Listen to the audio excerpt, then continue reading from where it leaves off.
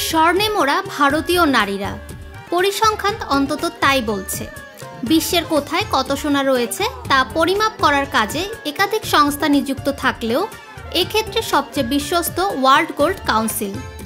তাদেরই পরিসংখ্যান বলছে বিশ্বে যত স্বর্ণ রয়েছে তার 11% ভারতীয় নারীদের দখলে। পরিসংখ্যানে এও বলা হয়েছে যে ভারতীয় নারীদের কাছে যত স্বর্ণ রয়েছে তা মেলালে মোট পরিমাণ হয় 24,000 টন। স্বর্ণ সঞ্চয়ের নিরিখে বিশ্বের প্রথম 5 দেশকে মেলালেও এই পরিমাণ হবে না।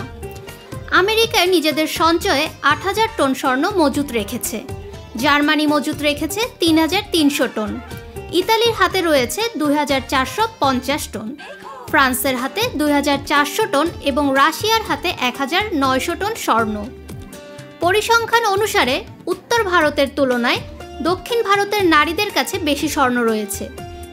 সমগ্র ভারতের নারীদের কাছে যত স্বর্ণ রয়েছে তার 40% রয়েছে দক্ষিণ ভারতে, 28% রয়েছে কেবল তামিলনাড়ুতেই। 2020-21 অর্থবর্ষের তুলনায় পরবর্তী 2 অর্থবর্ষে ভারতের নারীদের হাতে থাকা স্বর্ণ পরিমাণ বেড়েছে বলে জানিয়েছে পরিসংখ্যান।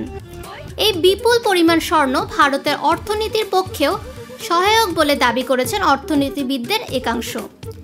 ভারতের আয়কর আইন অনুযায়ী একজন বিবাহিত মহিলা নিজের কাছে সর্বাধিক 500 গ্রাম এবং অবিবাহিত মহিলা সর্বাধিক 250 গ্রাম সোনা রাখতে পারেন। এর বেশি পরিমাণ সোনা রাখলে আয়কর দিতে হবে সংশ্লিষ্ট ব্যক্তিকে। পুরুষদের জন্য এই পরিমাণ মাত্র 100 গ্রাম।